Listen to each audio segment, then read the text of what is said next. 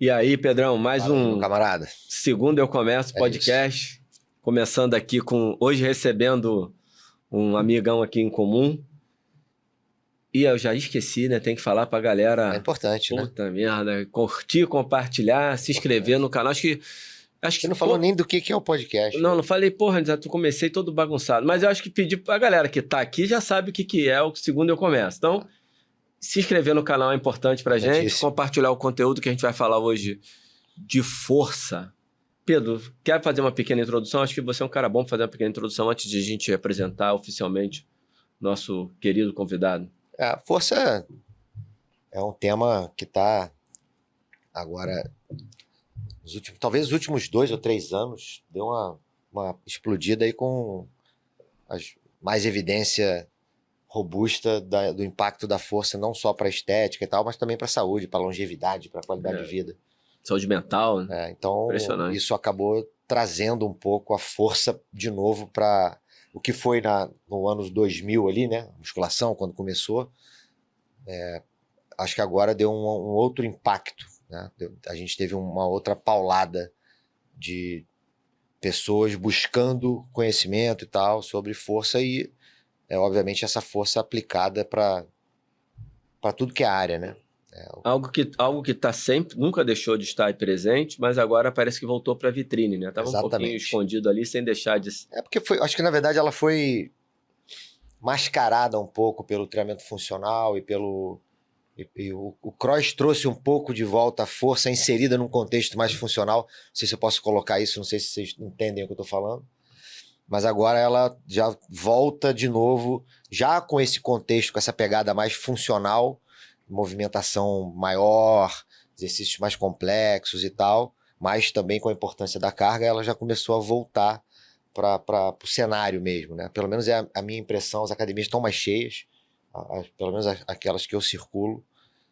Então é um tema que está em voga. Tá pujante agora, em voga. Virou tendência. Virou tendência de novo. Esse negócio de tendência é foda. E nada melhor do que alguém que estuda e, como a gente sempre fala aqui, que pratica, né? Que tá com calo na mão. Que faz o tempo todo. A gente tenta fazer um negócio aqui, cara. Esse dia eu tava pensando sobre isso. Eu tô me alongando muito na introdução, eu sei, mas é porque eu vou acabar esquecendo. A gente tenta, a nossa tentativa é furar um ditado, né? Que diz que quem faz, quem sabe, faz. Quem não sabe, ensina. Eu já escutei muito isso. E eu acho que o nosso podcast que tem um pouco dessa pegada de tentar mostrar que não necessariamente. Tem muita gente que sabe e que faz, né? E que faz e que sabe e que ensina. E que tá nessas 3 pontas. Né? Então, é um prazer ter alguém que se enquadra dentro disso, né? Dessa categoria. Sabe, faz e ensina. E tem uma visão de força que eu gosto muito. Estamos na introdução prolegômenos aqui. Dá pra fazer corte da introdução agora. Exatamente. Tem uma visão de força que vai além do convencional, que é o que eu queria. Vou até começar já direto com essa pergunta, mas antes vamos apresentar, né, nosso querido Samuel Saraiva, cara aí da preparação física do jiu-jitsu, né? Isso é um assunto também que a gente pode tratar aqui. Mas, Saraiva, se apresenta pra gente antes de eu fazer a pergunta que todo mundo já sabe qual é que eu vou fazer. Dá um pouquinho de você. Bom, primeiramente é um prazer estar aqui. Obrigado pelo convite. Alan, Pedro, vocês sempre estiveram próximos, né, como referência para mim. E é uma honra estar aqui. Meu nome é Samuel, sou formado há, não lembro, sei lá, quase 10 anos. Me formei na UFRJ, sempre trabalhei com treinamento de força, sempre tive... 90% do meu tempo nessa área eu tive um esporte em paralelo acompanhando o treinamento de força. Então eu sempre fui o cara que usou o treinamento de força da melhor forma possível para um outro fim. Então sempre aproveitei o treinamento de força como uma ferramenta e não como um fim por ele mesmo. Hoje em dia é o jiu-jitsu, hoje em dia é o público que eu atendo, são os alunos que me procuram e continuo nessa busca aí por um serviço e um ensinamento de excelência o melhor que puder para essa galera hoje em dia. Show de bola. Já teve, inclusive, com a gente em simpósio da Movement, né? Falando de um tema que a gente provavelmente vai pincelar aqui, né? Sim, sim. É que essa abordagem não tão convencional do trabalho de força. Mas, Samuca, então, já que a gente tá falando aqui força, qual é a sua visão do que seria a força em si, né? Que força é essa que a gente tá falando e como o Samuel, ele enxerga a força e o treinamento de força? Para começar, em relação à definição, a força que a gente tem nada mais é do que a capacidade de lidar com a força que é exercida sobre nós. Isso em qualquer contexto. No treinamento de força, se a gente pegar uma barra, ela vai estar sendo... Uma barra livre, por exemplo, ela vai estar sendo puxada para baixo. E ela sempre nesse sentido, se não for um aparelho.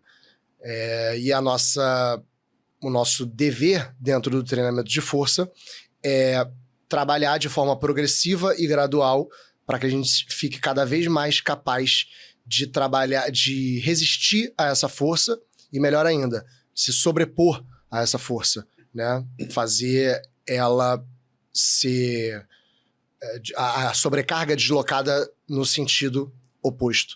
Então a barra ela vai estar sempre sendo puxada para baixo e meu objetivo é sempre puxar essa barra cada vez mais pesada para cima. Então ser forte e ter força é isso, é você conseguir se sobrepor e lidar com as forças que aparecem contra a gente em qualquer ambiente. Isso pode ser no treinamento de força, com a barra que eu falei, ou no jiu-jitsu, ou na vida, nas atividades diárias que a gente tem. A gente pode ficar até amanhã falando de exemplos aqui.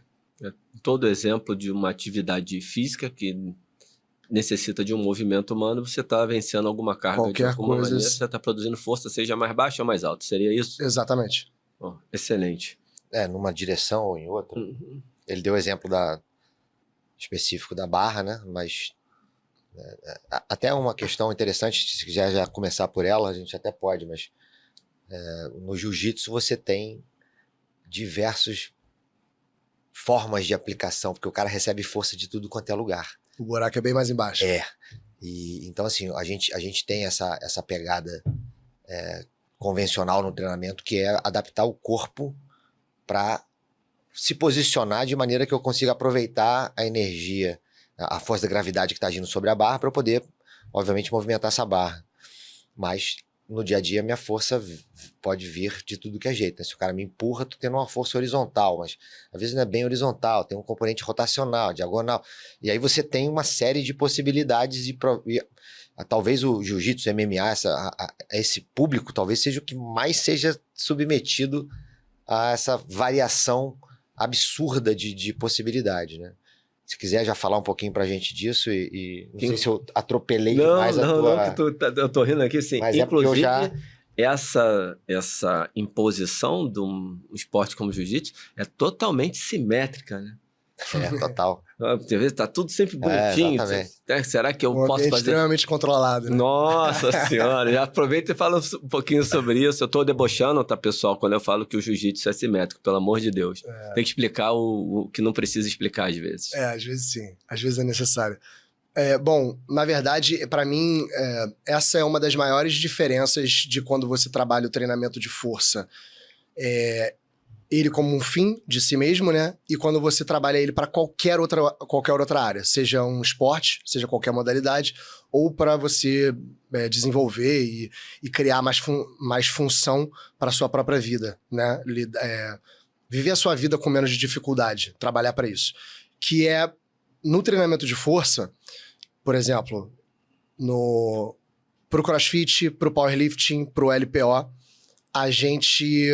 o CrossFit sai um pouco dessa regra, mas no Powerlifting e no LPO especialmente, a gente sempre precisa trabalhar e ficar mais forte naqueles exercícios o máximo que puder. Então a gente tem 3 frentes no LPO, a gente tem 2, no LPO a gente tem 2, no Powerlifting a gente tem 3 frentes, onde a gente precisa cavar o máximo possível nessas 3 ou 2 possibilidades. Não tem muito para onde fugir. Então a gente vai sempre trabalhar para essa métrica. No jiu-jitsu, que eu vou dar o exemplo do jiu-jitsu, que é o que eu mais conheço, a gente precisa abrir muito mais esse leque. Não existe uma métrica. Não, quer dizer, a métrica é muito além da força.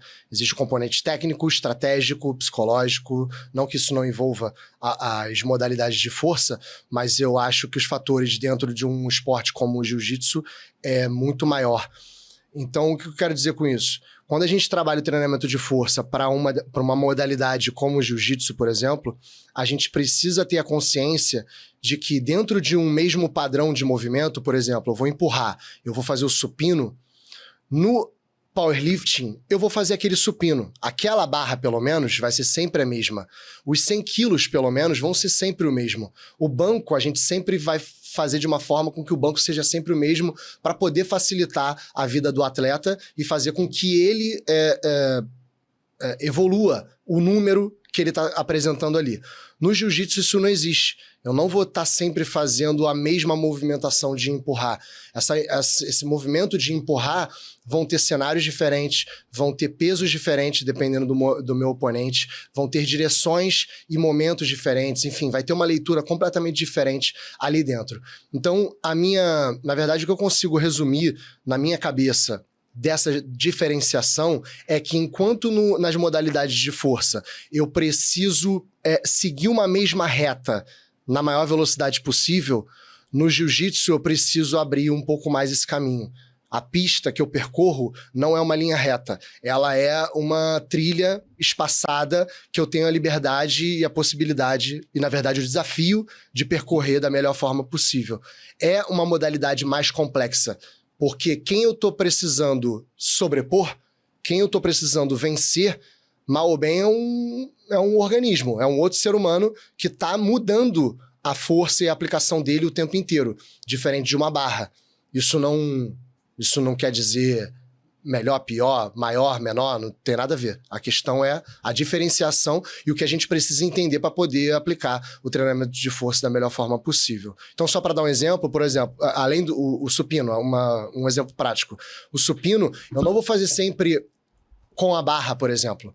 Eu vou fazer o supino com halter. Eu vou fazer o supino numa angulação diferente. Eu vou fazer o supino no chão, numa velocidade diferente. Eu preciso mudar o mesmo exercício, fazer de várias formas diferentes para eu poder abrir esse leque e ficar cada vez melhor naquele padrão de movimento. O jiu-jitsu, pelo menos, e várias outras modalidades exigem isso. Aí, só para puxar um assunto que é interessante, aí o conceito de periodização fica muito mais fácil de entender. Porque você pode ter uma fase onde você vai dar um foco em... Você pega uma pessoa que não tem força de base nenhuma, você fala, cara, eu vou ficar 1, 2 anos dando foco com aquela pessoa em exercícios básicos, sem muita variação. E depois você consegue ajustar isso. E aí, obviamente, lá na frente, pro cara que já tem mais... Aí bagunça tudo de novo. Mas para uma pessoa na academia é mais difícil ter essa diferenciação, porque ela não tem essa necessidade toda de demanda. Não que ela não tenha, porque a vida se apresenta assim. Sim. Mas, em geral, para você poder justificar isso, muitas vezes isso sai da ideia do ganho da massa muscular. Então, é mais complicado da pessoa visualizar a importância dessas oscilações, dessa bagunça, entre aspas, no treinamento, né? É interessante, porque a galera fala muito em periodização, e isso é muito claro para quem é do esporte, que você tem essas nuances, né? Então, você tem exercício que tem uma característica, tem exercício que tem outra completamente diferente. Os dois são de empurrar, mas eles são completamente diferentes um do outro. Ele precisa ser um pouco mais generalista nessa capacidade de desenvolver força num esporte. Eu poderia falar desse jeito? Eu acredito nisso, exatamente. Perfeito. E no caso de uma pessoa que não está praticando esporte e não está indo para academia, que seja por saúde e qualidade de vida, o que a gente faz efetivamente é fazer um planejamento, não uma periodização, se você for pensar. Sim. Só que o que acontece hoje em dia, não sei se vocês veem dessa forma, o que acontece hoje em dia, o que sempre aconteceu e o que eu acho que ainda que acontece muito, diminuir um pouco, mas a gente tem que tomar muito cuidado com a nossa bolha. Eu acho que no geral ainda está muito como era antigamente, que é o seguinte: o cara, ele vai procurar academia para saúde e qualidade de vida, até por recomendação médica, automaticamente ele vira um fisiculturista. Eu tô exagerando, eu sei, mas por quê? Porque ele vai entrar na academia, um monte de aparelho, e ele vai entrar numa metodologia de treinamento de fisiculturista. Qual a preocupação? quantos grupamentos eu vou treinar, qual grupamento que eu estou treinando, quantas séries, quantas repetições, qual é o intervalo de descanso, e aí eu faço um planejamento dentro disso. Então, será que aí eu vou aproveitar a sua presença aqui? Isso certamente seria uma resenha que nós teríamos sentado aqui de maneira mais informal, mas eu vou aproveitar aqui a sua presença. Qual a tua visão que você tem disso? Porque estou falando de uma visão minha, né? O cara chega para mim hoje para treinar, eu não tenho mais essa visão do fisiculturismo, eu não tenho absolutamente nada, e essa semana mesmo eu fiz nada contra, semana mesmo eu fiz um vídeo falando sobre isso. Assim, cara, treinamento de força tradicional vai muito bem, obrigado, e fazendo muito bem a muitas pessoas. Porque tomar cuidado com preconceito, né? Sim, total. O fato de eu não trabalhar mais de maneira tradicional, eu tenho a opção de trabalhar de maneira diferente, não significa que eu estou dizendo que aquilo não serve mais, que não é bom, que não é ruim. Mas eu acho que muitas vezes falta ao profissional uma visão de que o treinamento que a gente aprendeu na faculdade, ele vem muito baseado, até porque as pesquisas partiram daí, do fisiculturismo, total. De um treinamento gerado a partir de uma visão anatômica, e a gente, senão eu vou me estender muito, tomar cuidado para não me estender muito. Eu acho que você já entendeu o meu ponto, e eu queria ver a tua visão em relação a isso, Samu, que eu sei que você é um cara que faz uma coisa completamente diferente, mesmo antes da sua preocupação aí hoje, mais voltada para o jiu-jitsu. Eu já via você trabalhando diferente. Sim, o que acontece? Na verdade, o motivo por eu sempre ter trabalhado de uma forma diferente é uma questão de retorno. O que eu acredito é o seguinte: se você trabalhar 80% do que você faria num programa tradicional, de treinamento de força tradicional, você vai chegar em 99% do ganho de massa muscular. Eu tô falando de massa muscular porque é o que a maioria busca quando entra numa academia. Isso Nesse caso, é um fato. Exatamente. Eu acredito que se você trabalhar... Eu tô chutando aqui alguns números, tá? Nada oficial. Mas se você trabalhar em torno de 70%, 80% do treinamento tradicional, ou seja, se você tirar um pouco o pé do treinamento completamente tradicional, você alcança 99% da hipertrofia que o seu corpo tem o potencial de alcançar. Isso se chama a lei do retorno diminuído. Retorno diminuído. Princípio do retorno diminuído. Chega um determinado momento que a gente precisa investir muito para coletar um benefício cada vez menor. É isso que... Até no mercado financeiro, em tudo quanto é lugar tem isso. Beleza. Então, eu sempre enxerguei dessa forma e eu falei, cara, então assim, começa a não ter muito sentido a partir do momento que você pensa só na hipertrofia. Porque você pensar na hipertrofia pela hipertrofia, pô, já tô trabalhando aqui, consigo tirar um pouco o pé e o meu ganho é praticamente o mesmo, né? Falando de uma forma geral, eu consigo aproveitar, então, esse espaço que sobrou para trabalhar outras coisas. Então, acho que essa sempre foi a visão que eu tive e pela importância que eu dou também. Essa importância de trabalhar a função, seja para o jiu-jitsu, seja para outras modalidades, porque como eu falei, eu passei... Meu esporte mais sério antes do jiu-jitsu foi a natação, eu passei pelo futebol americano, eu passei por várias outras modalidades e era comum pessoas em sala, quando eu trabalhava em sala na academia, me procurarem para trabalhar para um esporte específico, mesmo que seja a pelada do final de semana, que a gente tem muita cultura disso tudo, né? Hoje em dia o futevôlei crescendo, a gente vê que esse trabalho voltado mais para a função tem recebido uma demanda maior. A gente vê não, pelo menos essa é a impressão que eu tenho. Eu acho que eu me perdi um pouco, mas em relação a o que é o objetivo principal que o pessoal busca logo de início, foi esse o motivo que me trouxe para pisar um pouco no freio no trabalho tradicional e conseguir aproveitar esse gap para entregar um pouco mais de atenção na função e nessa abertura do leque, né, como eu falei, para essas pessoas. Foi uma tentativa de entregar algo novo, uma tentativa de entregar algo que... Vê se essa ideia aqui é boa, vê se você se adapta. E eu tenho tido bons retornos, assim, porque apesar de não ser a maioria, eu percebo que tem muita gente que fala, cara, eu tava precisando de algo diferente, eu tava precisando de algo um pouco fora do convencional. Claro que existe um limite. A maioria continua, pô, que rotação é essa no cabo? Cara, eu só tô fazendo uma rotação no cabo. Fica tranquilo. E a pessoa já vê, que isso? Não pode sair nada dos quatro cantos. Mas você falou num negócio que é muito interessante, que é essa coisa do retorno diminuído. Tem um trabalho que saiu há pouco tempo sobre perfil de atletas de cross, e o cara faz um mapa, e ele compara os atletas de elite de cross com o atleta de elite do ciclismo, atleta de elite na variável que o cara é o especialista. Então ele faz um mapa assim, aqueles hexágonos, sabe? E aí ele vem o VO2 aqui, o RM tá aqui, o Wingate aqui, e em geral, isso varia um pouquinho para cá, um pouquinho para lá, mas em geral, o atleta de elite de CrossFit, ele tá 10% abaixo em todas as variáveis, aproximadamente isso, do que o cara de elite na atividade principal dele. Então é isso, assim. 10% fala é assim, pouco, né? O cara não treina, ele não maravilhoso. treina só menos 10% do que um cara de força, ele treina muito menos que 10%. Muito menos. Na força. Ele treina mais até, talvez, no total, mas força, ele treina menos. Ele não treina o que o corrida... não treina aquilo de pedal, ele não treina aquilo de salto, mas ele, com menos esforço, né, que é o ponto que se você levantou, ele consegue quase chegar pertinho. Ele não vai chegar no 100, por isso que você tem os especialistas. Sim. Esse 10% para o especialista, ele não entra nem nas classificatórias. Então parece que 10% é pouquinho no geral, mas para a modalidade faz uma diferença colossal. Sim. Né? Então, eu acho que é pouco para competição, mas é muito para a vida. É muito para a vida, é exatamente esse o ponto. É pouco para competição e é muito para a vida. Então, faz muito sentido. E eu acho que é muito no sentido de mais importante do que o especialista, porque ele é generalista, e nós temos uma capacidade mais generalista, que pressupõe não ser o máximo em tudo. Do ponto de vista eu diria a necessidade de ser generalista.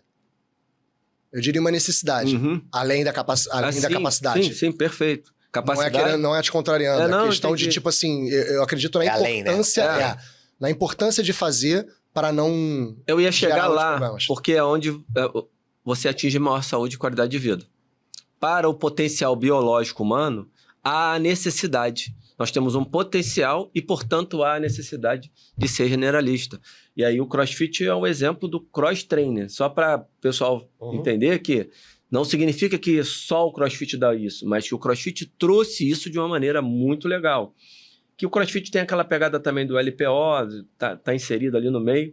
Mas quem não faz o LPO e está inserido num contexto de cross-training, atinge muito... tem um potencial de atingir isso que você acabou de falar. Talvez aí na parte de força e potência fique um pouquinho abaixo, porque não tem tanto aquele estímulo. Mas aí o cara do Hyrox que tá vindo agora na parte de endurance, por exemplo, ele pode sobressair no cara do cross e na força pegar um pouco. Aí vai ser onde você vai dar mais... mas eu acho que o cara que trabalha... Mas no grosso, é isso. Só baixa o pé um pouquinho, você mantém algo próximo, quase próximo do que o cara que tá botando muito mais esforço que você consegue. E abrindo espaço no seu tempo, na sua energia para poder trabalhar outra coisa. Exatamente. Mas dentro da própria filosofia de fazer um treinamento, um cross-training, no sentido de... Porque tem dois tipos de cross-training, só para explicar para a galera. Tem um cross-training que é usado, que é o cara que é corredor, eventualmente ele vai para um elíptico, ele vai para uma bike para manter um volume cardio grande e sair um pouquinho da sobrecarga neuromuscular, né? Sobrecarga articular, para mudar um pouquinho da sobrecarga. O cross-training que a gente está falando é o do CrossFit, é o da mistura de várias valências físicas, de dimensões físicas. E a pessoa que está trabalhando com isso, ela pode também, em determinado período, cara, vou trabalhar um pouquinho mais aqui, entre aspas, o gás, vou trabalhar um pouquinho mais a velocidade. Pensando agora, talvez até por isso muita gente da luta migrou na época para gente falar, pô, isso aí é o melhor para mim e tal, não sei o quê. E a gente sabe que tem muita restrição. Conceitualmente tem muito valor, mas tem muita coisa ali que é desnecessário, que não precisa. Sim, mas possivelmente foi a causa, realmente. Provável. De sair da luta, sair do treinamento tradicional para buscar um cross-trainer. De ter despertado interesse no pessoal da luta. Falou, pô, aqui como uma preparação física, um monte de coisa e tal. É mais ou menos essa a ideia. Isso, mas aí você já deu a deixa aí, que fica um pouquinho aquém do que o cara precisa para preparar. Eu queria ouvir o Samuca em relação a isso. É que eu já falei isso aqui outras vezes. Várias vezes chegava alguém para mim lá, não, porque eu queria ficar forte. Falei, cara, ficar forte não é aqui, é um centro de levantamento de peso. Ficar gigante, cara, vai como fisiculturista. Aqui você vai ficar bem, mas não vai ser o máximo. Sempre falei isso para todo mundo que é na Inox. Mas e aí, do ponto de vista da preparação física, já que a gente tá falando um pouquinho também de jiu-jitsu, daqui a pouco eu vou querer sair um pouquinho para puxar a brasa pra minha sardinha aqui do comportamento sedentário. Mas pra adiantar, Então, 80, 90% do que eu uso, eu usaria pra qualquer outra modalidade. Você pode ter certeza. Qualquer modalidade esportiva? Esportiva. Sim, mas é a o que eu... vida também acontece. Não, mas a minha pergunta é que como o cara sai... Como você teve essa migração de achar que, de repente, como cross-training... Eu vou colocar como cross-training, Pedro. Para de complicar mais do que precisa pros caras. Não, senão só existe o crossfit. Faz de conta que é. Então todo mundo tá entendendo. Não. Para de ser preciosista aí, vai acabar complicando a história. Hein? Não, eu acho que... Logo o papo, só. Ele quer puxar a brasa, é o cross, pra ficar só o crossfit. Bobear nem é mais o crossfit lá, não é? Na Inox ainda é o crossfit? Cross. É cross, ó, tá vendo? Olha lá. Mas tudo bem. Essa galera que migrou o cross, tá, agora eu simplifiquei bem. Por causa de uma melhora na preparação física. Você enxerga, então, que não é ali pode até ajudar num primeiro momento, mas existe uma características específicas do esporte que demandam uma atenção especial, uma atenção mais específica de treinamento?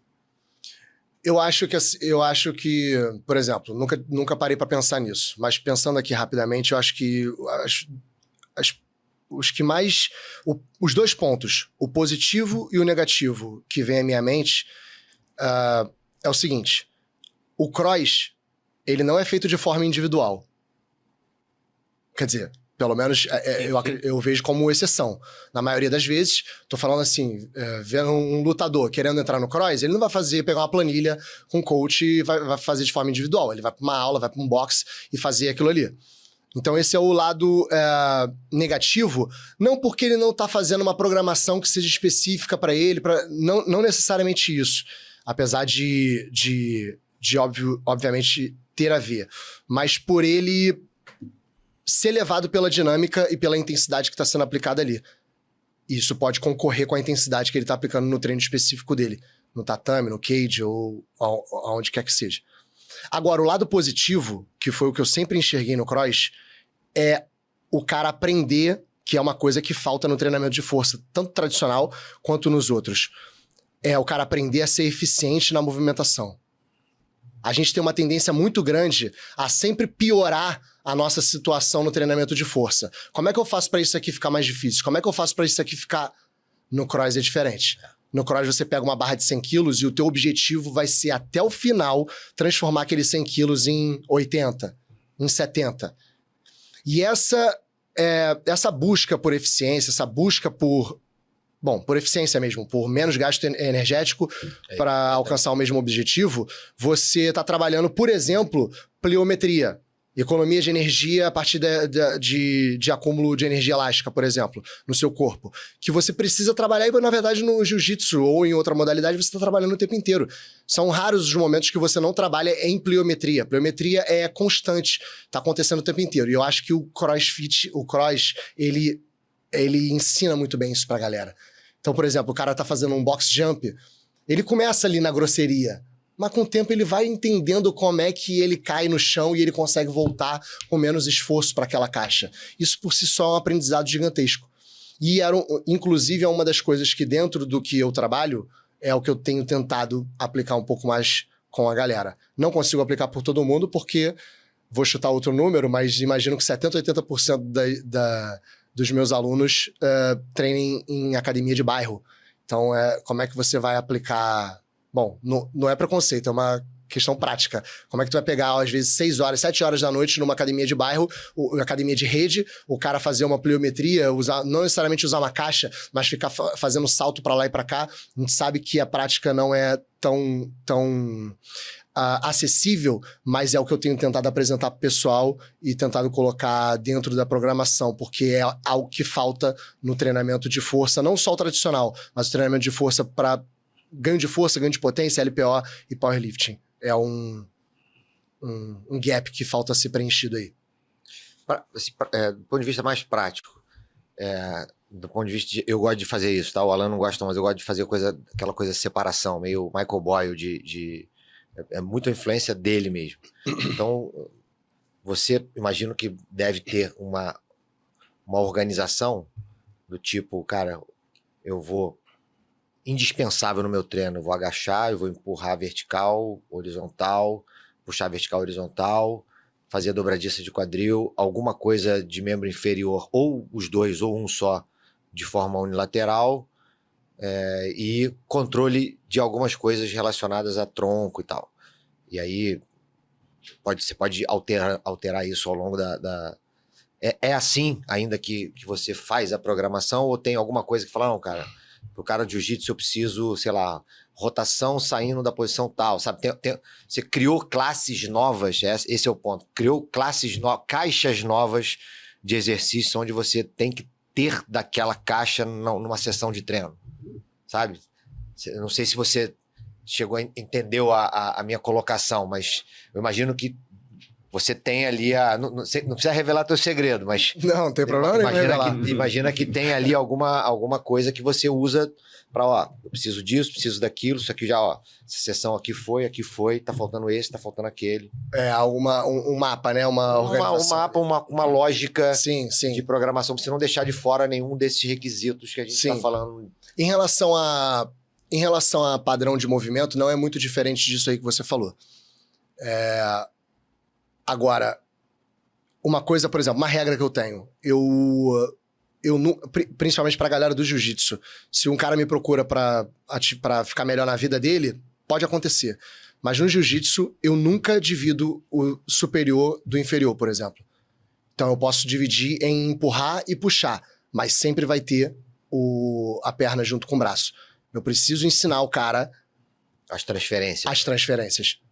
A usar o corpo dele como uma unidade. E eu acredito que quando você usa na mesma sessão de treino, você faz um trabalho de inferior e de superior e a combinação dos dois, você está promovendo ainda mais esse aprendizado, né? De usar o corpo como uma unidade. Porque independente do que eu for fazer, seja na vida ou no tatame, eu vou estar fazendo como uma unidade. No tatame, por exemplo, para a galera que entende um pouco mais, se eu for passar uma guarda, eu não vou estar passando com o meu braço, eu não vou estar passando com a minha perna. Meu corpo está todo se movimentando e fazendo força, eventualmente, para poder ser bem sucedido nesse gesto. E, claro, de vez em quando eu uso mais a perna, de vez em quando eu uso mais o braço, mas é algo muito dinâmico. Eu tenho que saber integrar essas duas partes.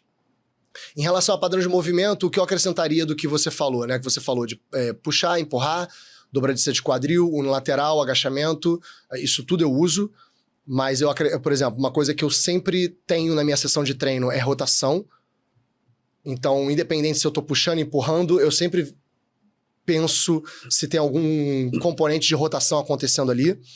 E não é só rotação por si só, é só sair daquele plano. É só sair do plano que a gente está acostumado no treinamento de força convencional. A partir do momento que eu trabalho essa transferência rotacional no plano horizontal, por exemplo, já começa a ficar mais interessante. Mas padrão de movimento, por exemplo, suspensão e carregada é algo que eu...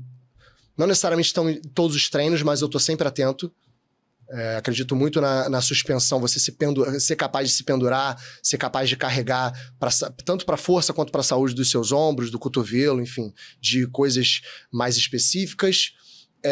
A pliometria, que está envolvido ali, eu sempre tento colocar perto quando eu raciocino em relação à velocidade, em relação à potência, mas a pliometria especificamente. Mas o que? Eu acho que é isso. Acho que não tem... Tem essas... Em relação a padrão, não muda muito. Agora, só para adiantar, o que eu mudo de fato são as valências. É isso que eu acho que diferencia da maioria que eu vejo. Porque as valências, eu não divido elas em bloco, em momentos diferentes. Na verdade, eu pego as valências que a gente já conhece, não tem muita diferença, só que eu condenso, inclusive para a mesma sessão de treino. Então, dentro da minha sessão de treino, eu estou trabalhando todas as valências que eu considero importantes para um praticante de jiu-jitsu e que está dentro desses 70%, 80% que eu faria igual para qualquer outra modalidade. Pelo menos uma modalidade complexa igual ao jiu-jitsu que precisa dessas valências sempre. Todo praticante de jiu-jitsu, eu acredito que todo mundo na vida precisa de mobilidade. Todo mundo precisa manipular grandes cargas, fazer força como a gente conhece. Todo mundo precisa de velocidade em algum momento e todo mundo precisa de resistência em algum momento. Então, eu pego, ao invés de eu dividir, agora a gente vai começar a dar mais ênfase nessa valência, eu pego todas elas e condenso dentro da mesma sessão de treino. Isso tem muita influência de um cara chamado Louis Simmons, que faleceu há pouco tempo, e que, inclusive, eu acho um absurdo nunca ter sido citado na faculdade. Que o cara... Cara, não fala citado na faculdade, não. Ninguém nem sabe quem é. Não, mas na faculdade... Tu concorda comigo que na faculdade deveria saber? Não, mas as pessoas não sabem quem é, na faculdade deveria saber. Se você pegar a prática hoje, entrar numa sala de musculação, tira o powerlifter. Sim. É o cara do powerlifter. Tira o powerlifter, entra até pro cara de levantamento olímpico, se bobear. CrossFit, em geral, eu diria pra você que, cara, 95% não sabe quem é. Não sabe quem que esse cara representou pra revolução do esporte e tal. Isso eu acho quantidade de coisa que esse cara trouxe de informação e assim, não é nem em tom crítico que eu falo isso, mas é um absurdo. Independente de qual seja a causa. É um absurdo. Porque o cara, até onde eu sei, ele concentrou na academia dele, em algum momento, os 10 homens mais fortes do mundo. Ponto. São os 10 homens mais fortes do mundo. Quais são os 10 primeiros? Tava na academia dele. Como é que você não estuda esse cara? Não tem. Tem justificativa? Você pode estudar e depois, sei lá, em algum momento chegar e falar, pô, Samuel, mas vou te falar, sei lá, não, sem demagogia, sem nada, a droga que ele usava pros atletas dele era diferenciada. Mas você foi estudar pra saber, né? Mas você foi estudar pra saber. Você não sabe? Isso pra mim, quando eu, depois de alguns anos e tendo me deparado com essa informação, eu falei, cara, não tem como eu não usar esse cara de referência. Porque ele não treinava só... Ele foi conhecido muito como powerlifting, mas ele não trabalhava com powerlifting. Ele trabalhava nos Estados Unidos. A gente sabe que é uma das maiores potências no esporte. Então, qualquer esporte que você pense, os Estados Unidos vai ter alguém no, sei lá, no top 10 do mundo. Então, eram atletas que iam se encontrar com ele e falavam, eu preciso de um trabalho, e era bem sucedido com o trabalho. Seja para melhora da performance, seja para diminuição, o que está envolvido, mas diminuição do risco de lesão. Eu acho que a faculdade, talvez na sua época, né, 10 anos, estou falando aí de 15, a minha nem pensar, né, porque esse cara, por exemplo, o livro que eu tenho lá da Westside Barbell, é Westside Barbell Book of Methods, se eu não estou enganado. Eu tenho, deve ter uns 10 anos, deve ter isso que ele foi lançado, 10, 12. Então, tipo, eu acho que chegou, depois que popularizou a informação mesmo, internet e tal, esse cara, ele veio depois. Então, a geração que te deu aula, né, o pessoal da faculdade, tem isso. Pode ser que mais pra frente agora, as novas gerações tenham um pouco mais de Você tá falando que talvez entendimento. Talvez um dos motivos é relativamente novo ainda. Tá. É diferente Pode de você, ser. sei lá, de um Verkhoshansky, de uma influência dessa, um Matveev. Faz sentido. Um cara desse mais antigo, assim, que tem mais tempo. Óbvio que é outra característica, porque não era treinador, né? Só que é um treinador com um monte de publicação, práticas técnicas, mas um monte de publicação, né? Os outros eram mais na área acadêmica mesmo. Exatamente. É uma outra fase também, você apontou muito bem, né? Quando eu entrei na faculdade, já era bem melhor do que a sua época. Você imagina como é que o Cossenza, Nossa. o Eduardo Cossenza, Sim. com Nelson Carvalho Júnior, para escrever o livro que eles escreveram, como é que foi para fazer aquela pesquisa? Hoje em dia você entra na internet, você acha tudo muito rápido, com muita facilidade. Essa semana eu me deparei com alguns artigos que eu não tenho acesso. Cara, mandei e-mail para os autores. Teve autor que me respondeu 5 minutos depois, com 3, 4 artigos, não só com o que eu pedi, com mais alguns. Eu comecei a fazer isso dentro da faculdade, mas você não tinha esse negócio do e-mail. Não, eu ia lá na Fiocruz buscar, xerocar. Que a galera que vem agora, Samuca, não tem noção. Eu peguei exatamente a transição, que para mim, Pedro, inclusive, levou a alguns equívocos muito sérios, porque muita informação nova chegando e a pouca capacidade de filtrar e de olhar criticamente. E muita coisa foi assumida como verdade muito rápido, com uma certa empolgação, né? Caraca, isso aqui é do caralho, faz sentido, e o cara já assume aquilo ali Não vou falar de... Aí proíbe exercício, não vou entrar nesse detalhe que eu acho que não cabe aqui. Mas aí veio muito disso, a gente passou por um momento dessa enxurrada de informação chegando com muita facilidade, e eu particularmente peguei exatamente essa transição. O Samuca acho que já vem, essa fase já tinha passado, já era normal usar a internet, acredito sim, né, Samuca, ou não? A internet já é... Eu vim um pouco depois, mas, por exemplo, a internet ela já tinha, mas... O que eu não acho que tem um valor menor é o próprio WhatsApp. O WhatsApp veio no meio da minha faculdade. Sim, eu tô falando mais isso, não é... Tô falando porque, assim, eu fazia pesquisa na internet já, pô, ano 2000 já tinha, mas para tu ter o acesso Tu não é tão velho assim, não. Para tu ter o acesso à informação, assim, eu quero esse artigo, tu não tinha. Hoje, cada treinador bom, ele tem o seu próprio blog, então mesmo que você não tenha... esse cara escrevendo em algum lugar, que era o caso dele, você não ia ter a informação dele, porque ele não publicava em periódico que a gente conseguia achar. Mas daqui a pouco o cara tem o centro de treinamento dele, o centro de treinamento tem uma página, aí ele vê que é importante ele educar as pessoas para as pessoas verem como ele é bom, aí ele faz uma aba de artigos que ele mesmo escreve, exemplos, aí passou a ser vídeo. Então esse cara, naquela época, não tinha como achar ele, entendeu? Só se você fizesse... um camp de treinamento com ele, e aí é só para quem é muito da área, né? O resto não ia saber. Hoje em dia não, hoje em dia já, se daqui para frente já não começar a ter, aí é uma falha muito grave realmente da formação. Eu acho, até porque eu entrei na faculdade em 2009, e a minha faculdade, meu período, né, da faculdade, ele foi em paralelo com um blog chamado T-Nation, não sei se tu... Bom demais. T-Nation, é um blog incrível. Maravilhoso. Incrível. Um monte de porcaria... monte de porcaria, coisa boa, mas você sabendo filtrar. Exatamente. Os maiores treinadores americanos, canadenses, todos eles escrevem ali. Antes de eu ler o livro do Michael Boyle, eu li um artigo dele no T-Nation. O Michael Boyle, assim, talvez não seja o maior treinador do mundo, mas é um dos mais. Bota né? Top 5 de referência. E ele tinha um artigo lá dentro.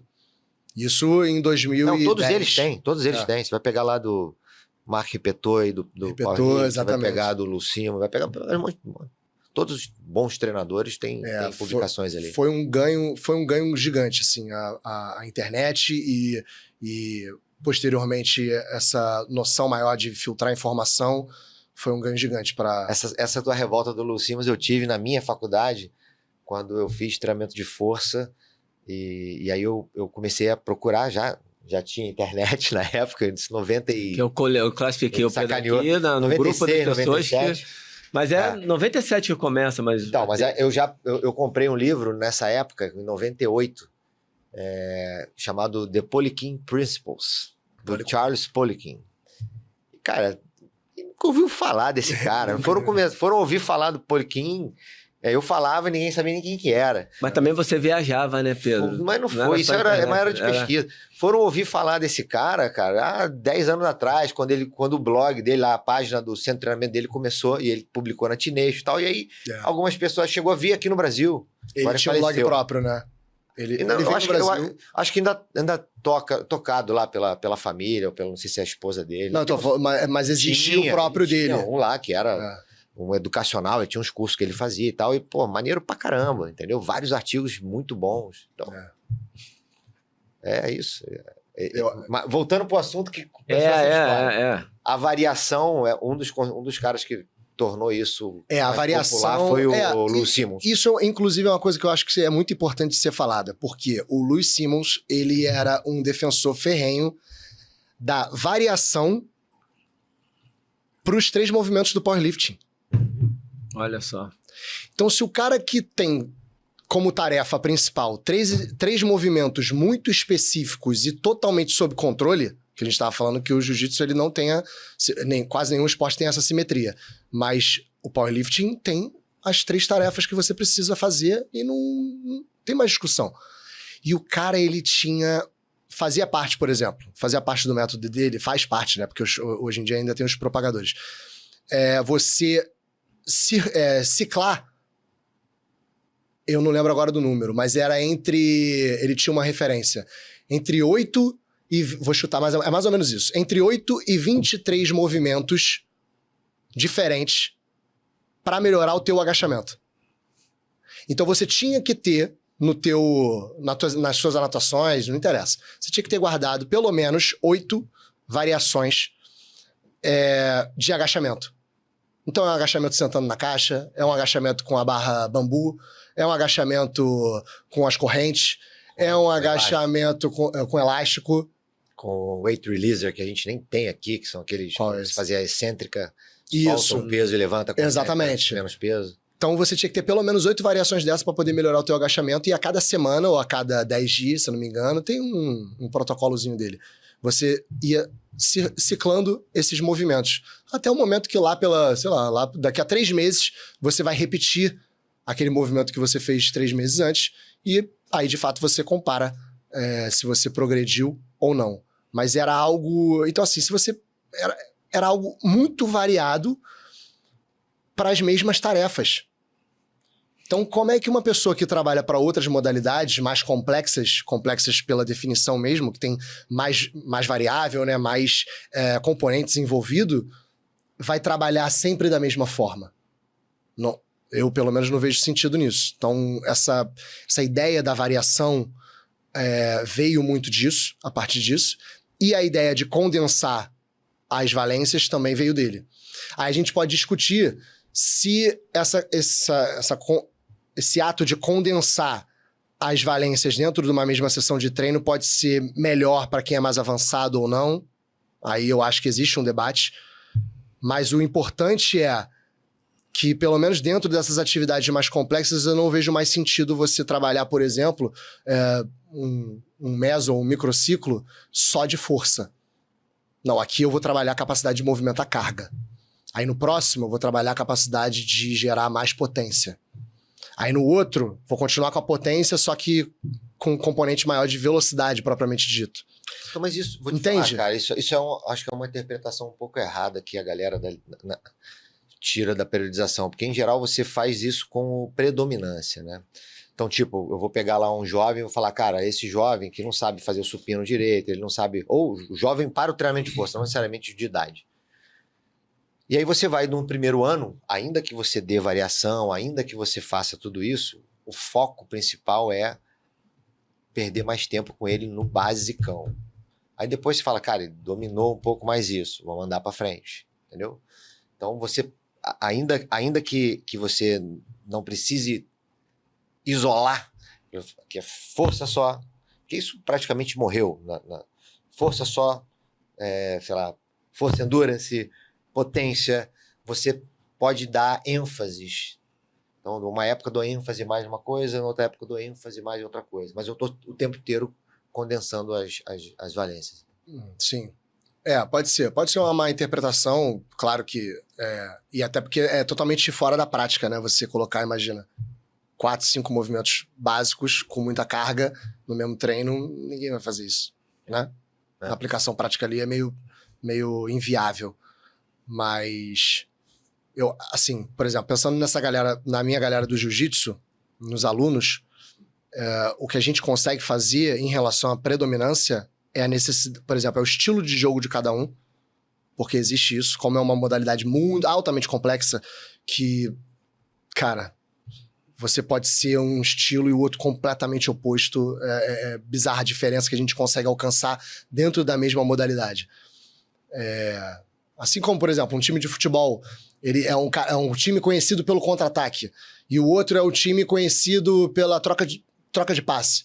Acho que o jiu-jitsu ele consegue espalhar mais ainda essa diferenciação entre os estilos de jogo, exatamente, de cada um. Então a pode gente falar consegue... estilo de jogo, né? Estilo de jogo, pode, a gente fala estilo de jogo. Então, por exemplo, tem um cara que joga mais próximo, tem mais contato, que é um jiu-jitsu mais old school, ele tá sempre em contato com o cara, tá sempre ali dando pressão e tal. Esse cara, ele já tem uma condição espontânea ali do esporte de fazer força, de usar muita isometria, de estar sempre gerando essa demanda ali pro oponente dele. Tem os caras que jogam mais afastado. É um cara que gera mais velocidade, é um cara que precisa mais de agilidade, é um cara que precisa de mais movimentação. Tem um cara que de jogar mais por baixo, é um cara que normalmente precisa de mais mobilidade.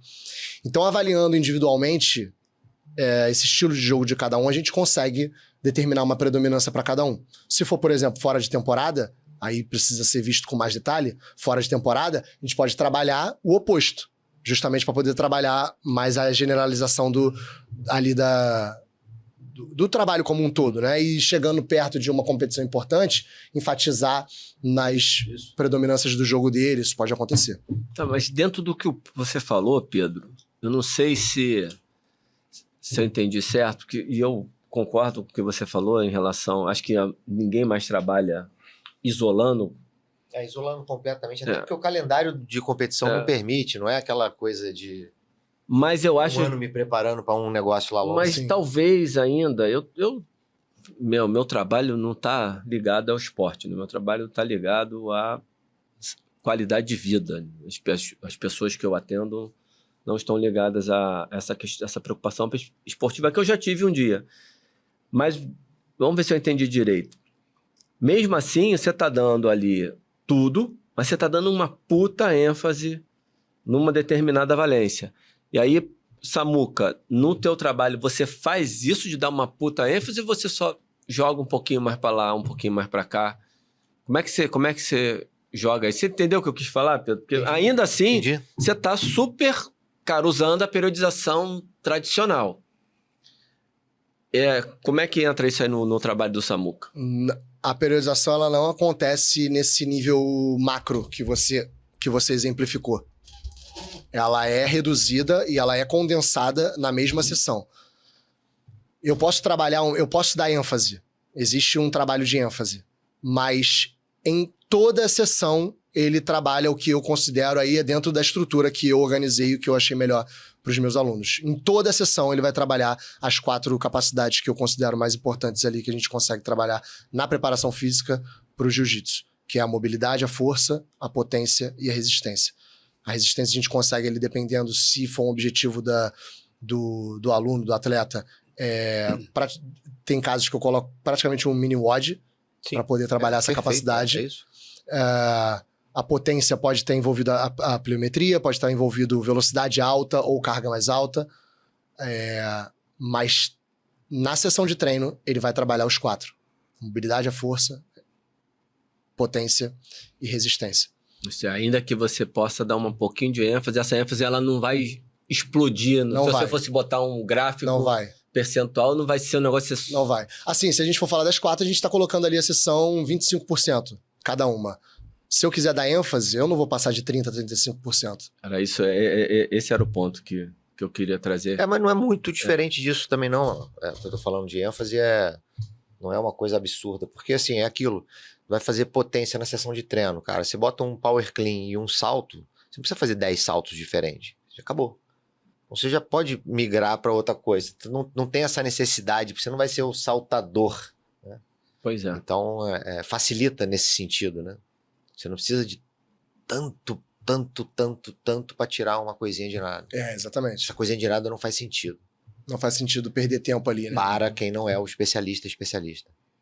Se não for, o cara salto com vara. Não, aí é outra história. É outra coisa. Exato. Isso muda completamente, né? O nível de complexidade de cada modalidade, que, por exemplo, não precisa nem ser salto com vara, ou um corredor, atletismo. Uhum. Na verdade, qualquer modalidade de atletismo, né? Se a gente for ver o Mundial de Atletismo, todas as modalidades são altamente especializadas. Sim. Você não tem quer dizer, tirando, sei lá, o decathlon, por exemplo. E a grande especialidade do jiu-jitsu é ser generalista. A grande especialidade do jiu-jitsu é ser generalista. Em algum tem que ser momento, de força, resistência da força pra caceta. Exatamente. Tem que ser veloz, tem que ser móvel. Porra. Ele vai se especializar. Isso é natural. Sim, Até porque é aquilo, é uma arte de combate. Ali, 1 a 1, mas em qualquer arte de combate você vai se moldando e vai encontrando teus caminhos mais eficientes, o que você é bom. Isso a gente faz em qualquer coisa. Você vai descobrindo o que você é bom, o que você tem mais aptidão, a tua característica física mais predominante. Por exemplo, se eu sou um cara que eu começo a perceber, isso é natural, você não precisa pensar para isso, mas eu começo a perceber em algum momento que eu sou mais capaz de fazer força isométrica em relação aos outros. Então tem algumas técnicas que exigem essa movimentação mais estática que eu predomino. E o outro cara precisa de mais velocidade. E ao longo do tempo você vai vendo as vai coisas se tornar até estratégico, né, acontecendo. Samuca? É estratégico, total. E tem dentro do próprio jiu-jitsu tem um cara que é mais generalista, tem um cara que é menos generalista. Legal. Tem um cara que nunca vai ficar em pé. Tem um cara que deitou. Ele vai deitar. Ele não sabe jogar em pé. E pra ele tá tudo certo. Tem um meme maravilhoso disso, que é o ladrão entrou em casa, o lutador de jiu-jitsu automaticamente cai. É muito boa. Isso é uma crítica ferrenha da galera do old school. Como ver como uma defesa pessoal... É muito bom. Como ver como uma defesa pessoal, não faz sentido você ser um especialista indo pro chão, né? Você tem que saber... Tem que começar em cima. Agora, o esporte foi evoluindo. Mas é um A ponto de que oversimplification. o cara nunca, vou pra minha defesa pessoal, eu quero nada, eu quero campeonato. O cara quer ganhar uma medalha. Depende do objetivo. Exatamente. Mas a gente sabe que você tá brincando, mas a galera tem essa parte, né? Mas é bom, essas brincadeiras são boas demais. Essas generalizações, né? Aí é uma generalização ao contrário. Só faz isso, só sabe assim. Não é bem por aí. Samuca, a gente acabou fugindo um pouquinho, tô sempre aqui preocupado com o horário, ainda já tem pouco tempo, é impressionante, né? Tu já quer fazer mais perguntas, né? Eu não consegui. Vai lá. Eu não sei nem se a gente fugiu completamente. Eu vou fazer uma pergunta um pouco pessoal, para ver se eu entro na que eu realmente quero. Teus alunos hoje estão... Você só tem aluno no jiu-jitsu? Ou você tem aluno normal da vida? Não, eu ainda tenho os meus alunos antes de eu começar o meu trabalho de jiu-jitsu, eu trabalho ainda como personal. Então esses meus alunos ainda se mantêm comigo. Só que são os alunos que eu trabalho de forma presencial. Os meus alunos de jiu-jitsu, 99% é um trabalho remoto. Que aí daqui a pouco você vai explicar um pouquinho melhor essa... só para diferenciar esse teu trabalho. Lados. Então tem uma questão aí sua, uma preocupação com a vida como ela é. Para o aluno que vem, cara, que só tem que trabalhar num consultório, num escritório, que precisa sentar e levantar, que não quer sentir uma dor lombar, que não quer sentir uma dor no ombro. Você está atendendo essa galera? Sim, ainda. E como é que essa filosofia de treino se enquadra nesses alunos? Se eu compliquei a pergunta. Que a gente... Não, da tua cabeça. A tua cabeça de cara que se preocupa com a força, que se preocupa com a preparação, que vem de uma preocupação com a preparação física para o esporte, como é que isso encaixa nos alunos que não são de nenhum esporte? Se encaixa muito bem. Se encaixa muito bem. É só isso que vai me responder, não? Né? Não, é porque eu me distraí. Se encaixa muito bem, porque o que acontece? A gente pode se estender, claro, mas... de uma forma muito simples, o esporte, ele é uma maximização das capacidades que a gente precisa na vida. E a gente é um pouco... nem todo mundo gosta dessa visão, mas a gente é um pouco condenado ao nosso potencial físico.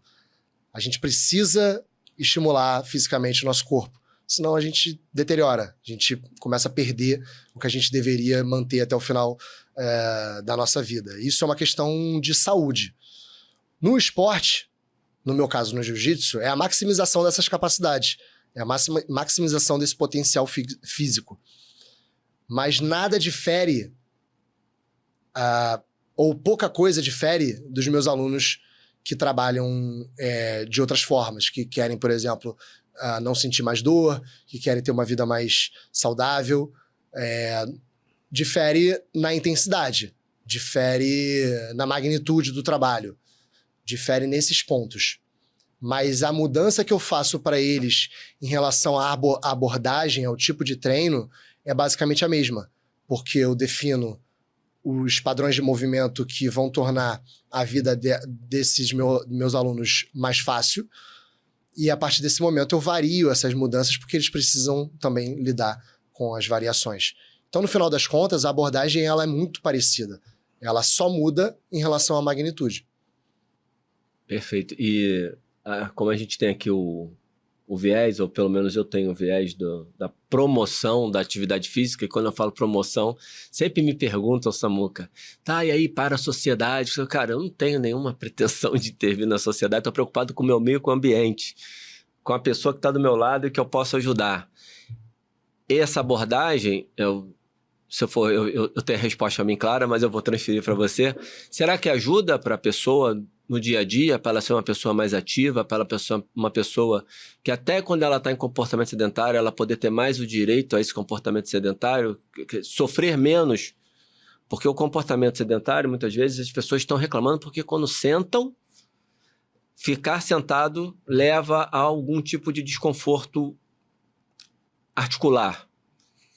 Você acha que essa abordagem de treinamento que você traz, é a abordagem mais generalista, que no final é o que o Pedro faz, é o que eu faço também, ela ajuda nesses momentos lá do escritório, do dia a dia, e também ajuda a promover maior nível de atividade física nessas pessoas especificamente? Eu não sei se eu entendi a pergunta toda. Que eu compliquei. Talvez. Gosta de fazer isso. Gosta, né? Eu não sei se... Assim, com certeza ajuda. Isso é um fato.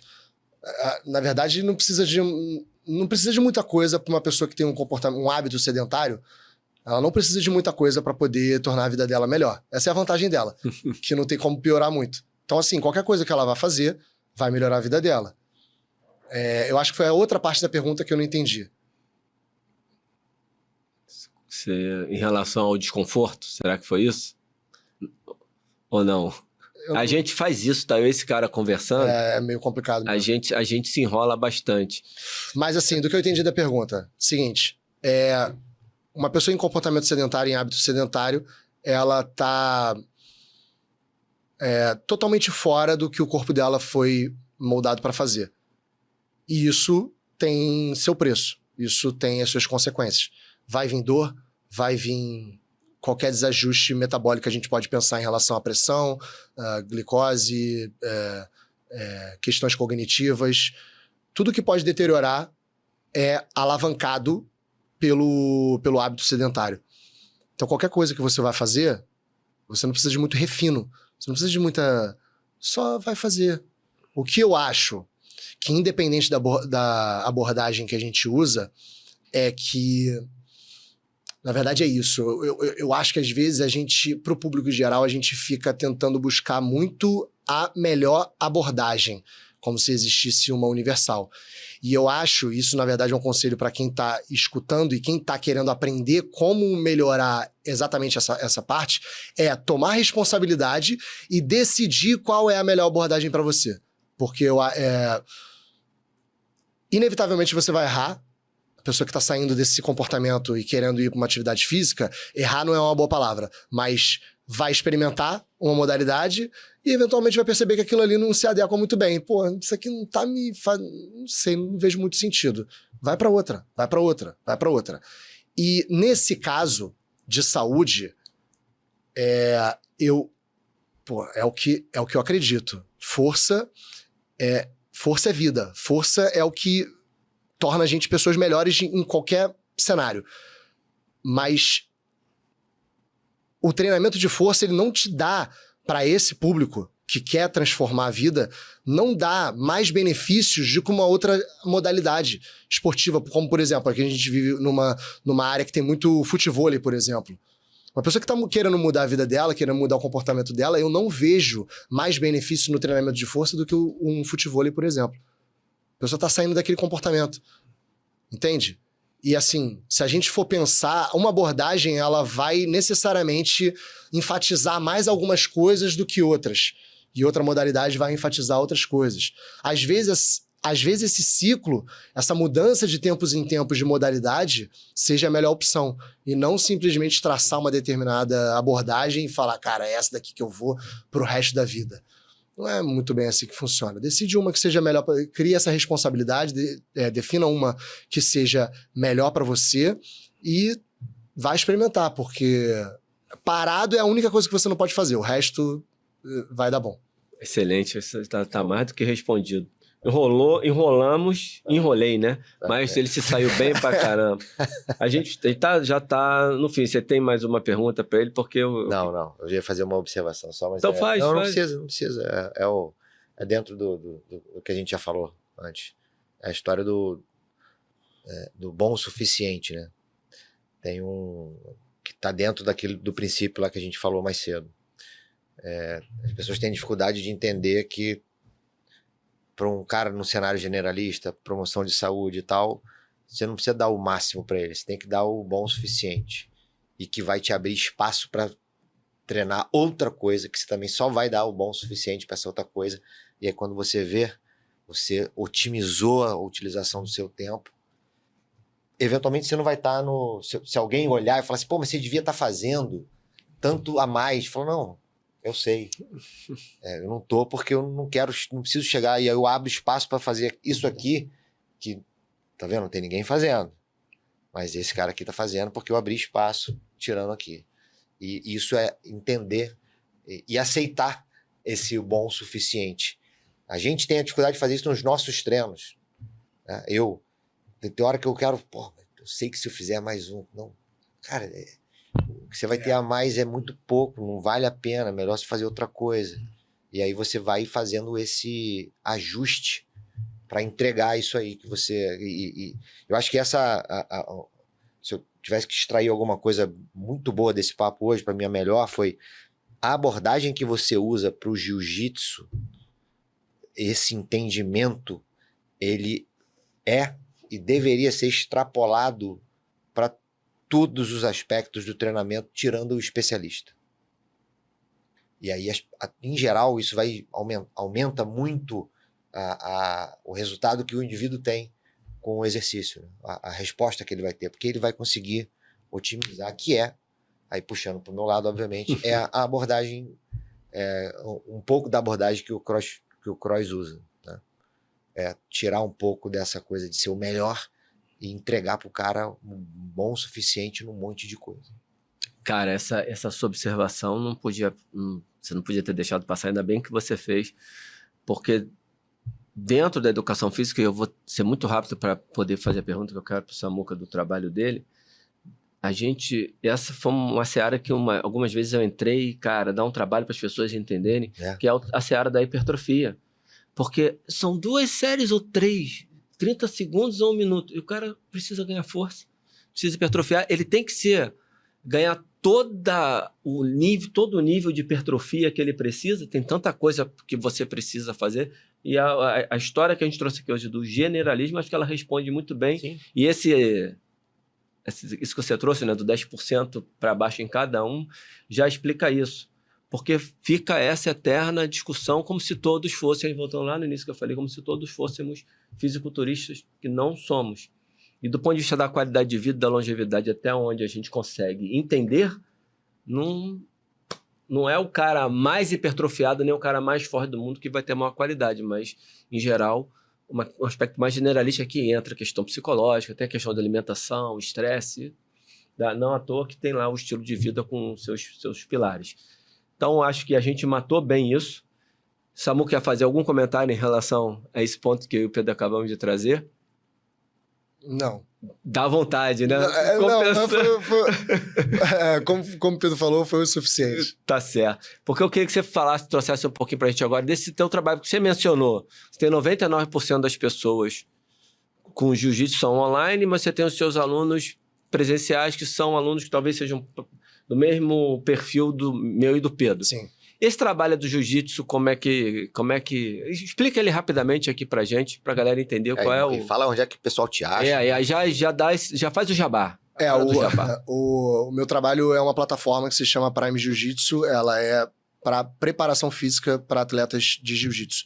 Então, tudo que a gente precisa fazer para otimizar a nossa performance fora do tatame, né? Que a gente pode fazer fora do tatame para otimizar a nossa performance dentro do tatame, a gente aprende lá dentro da plataforma.